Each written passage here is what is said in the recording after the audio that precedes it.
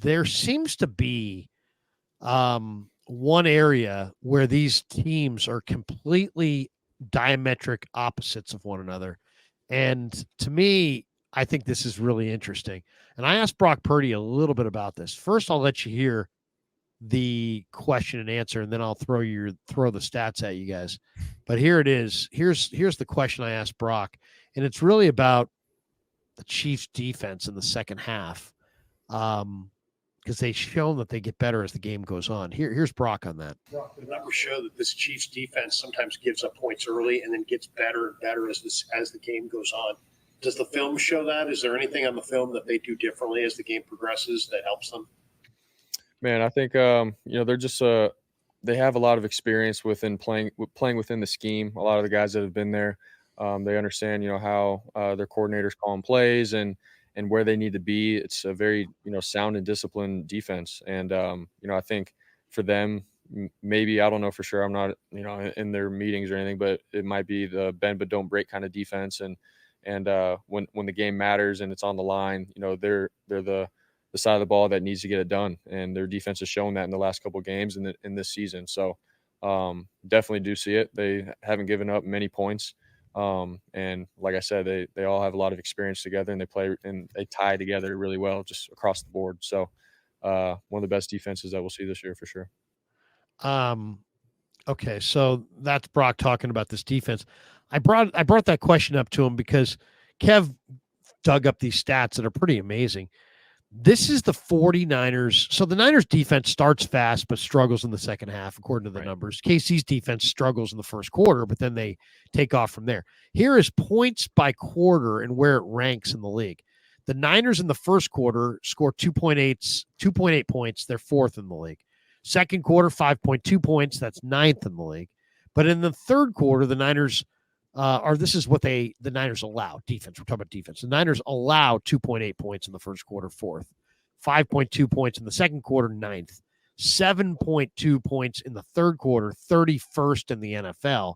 And then again in the fourth quarter, 7.2 points. And that's 21st. Yeah. And then Kansas City by comparison. So the Niners go 4 to 9 to 31st to 21st. Kansas City on the same stats starts at 21st and then goes to 13th. And in the second half, in the third quarter, they're second. And then the fourth quarter, they're 11th. But basically, it just looks like Kansas City's worst defensive quarter is the first quarter, and then they adjust. The Niners are actually, their worst defensive quarter is coming out of the locker room in the third quarter. I don't know. I mean, what do you make of that? To me, it seems like it seems like if the Niners get off to a good start in this game, people are going to be excited. You might want to pump the brakes because the Niners defense tends to soften as the game goes on, and the Kansas City's defense tends to stiffen as the game goes on. Three things. One, they're impeccably coordinated. Steve Spagnuolo is as good as anybody in this league at coordinating, and his in-game adjustments, as we alluded to at the beginning of the stream, as we saw in the Super Bowl, are exceptional. He knows what doesn't work, and he has counters to counters, and they have been drilled. So he's not throwing anything that's off the wall at his defense. They're ready to go to the counters because, again, they're exceptionally organized and exceptionally coordinated, and he's as good a defensive mind as exists in the league. Second, it's an issue of physicality. The Chiefs' defense gets better because the Chiefs' defense beats you up throughout the game, and they are so strong, and they are so physical. And by the way, they were built to be that way. That's not just a random happenstance. They were built to play that way. That offenses wear down against that kind of repeated banging as a game goes along, to where now the Chiefs get the upper hand in the tactical chess match between offense and defense, and physicality is the ultimate neutralizer on an NFL field. The third thing, and this is a difference in how these teams are structured. Kansas City's not a team that has some explosive pass rusher off the edge that's getting all these sacks, a guy like a Nick Bosa or a TJ Watt. They're built from the middle in or middle out. They're built for physicality, and they are deep. They have sacrificed maybe having some top end players in certain positions. Now, these are all very high level guys, but they're they're New Englanding it a little bit, where they're getting a bunch of guys who fit this scheme of big, powerful defenders who do have some weaknesses, but those weaknesses can be mitigated by scheme and by blitzing.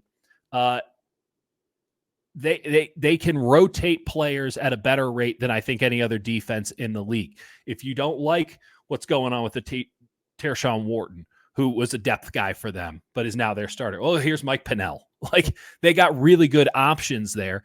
And by being so well coordinated and being so physical, it allows them to operate in creative ways to bring pressure late in the game that a lot of other teams can't do, because there's also a trust across the board, whether it's a second string or a first string guy in there, that, hey, if we're blitzing in this way, this guy's going to cover for me, because everyone fits the scheme so well, because Spags has done such a great job in identifying a guy. I'll go back to Wharton, a guy who played Division II football, not at a particularly high level from what I can tell, undrafted, and he's developed him over the years to now he is just this monster of a player on the inside next to Chris Jones.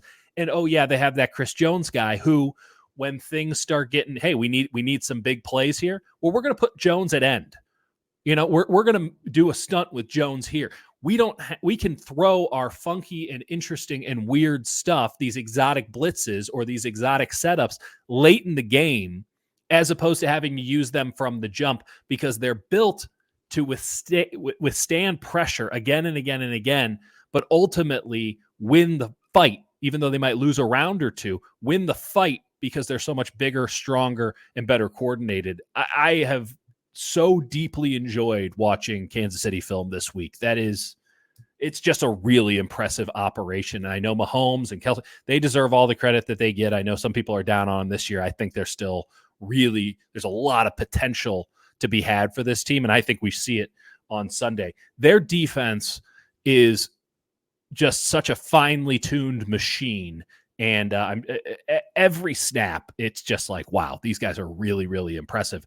And it's almost the exact opposite with the 49ers, to where, of course, they wear down as the game goes along. They physically wear down as the game goes along, and they don't have any damn depth.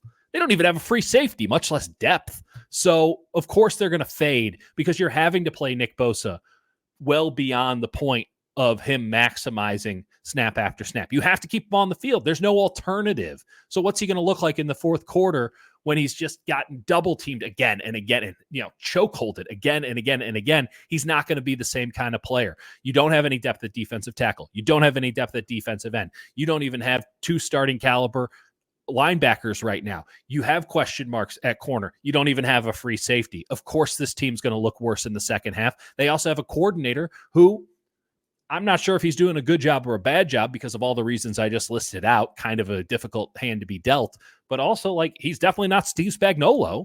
And I don't know what this team's defensive identity is. It sure as shit isn't being physical and beating the shit out of guys as a game goes along.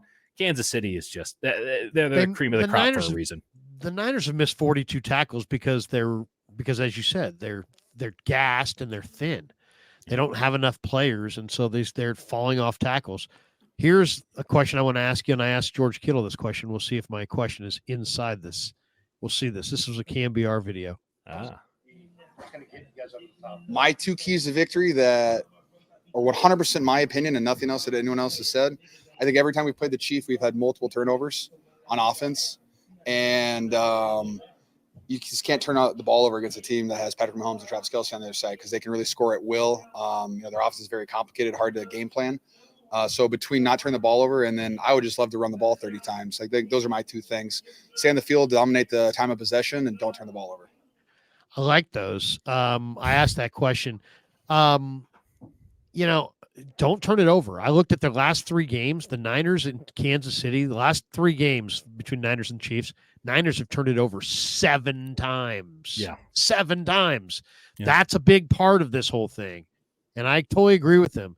The Niners got to play cleaner football. They got to play cleaner football. You're not beating this team -1, -2 in turnovers. They're too good. They're too talented.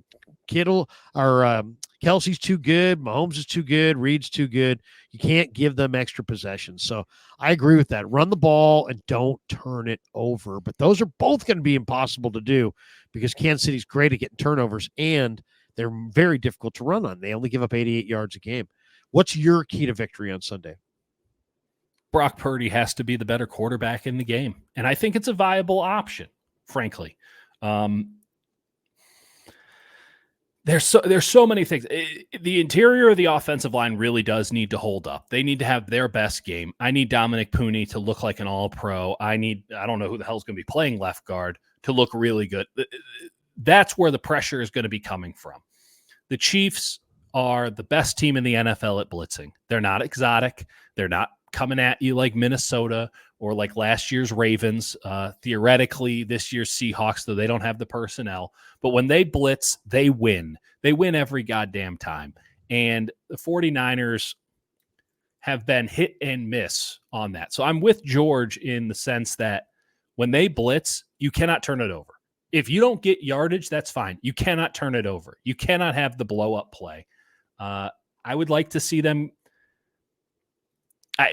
For me, if we're really narrowing it down, there's about a million spots I can go. But if I'm really narrowing it down, I'm going to come back to what I've said now a couple of times. It's the interior of the offensive line versus the Chiefs' defensive tackles. If the 49ers can mitigate, because you're not winning, if you can mitigate the damage on the interior, they have every shot in the world to win this game because you know what's coming, and Brock Purdy is good enough to execute against that repeatedly. And I think he could have an absolutely monster game if he's allowed to live, which is very much in question going into Sunday.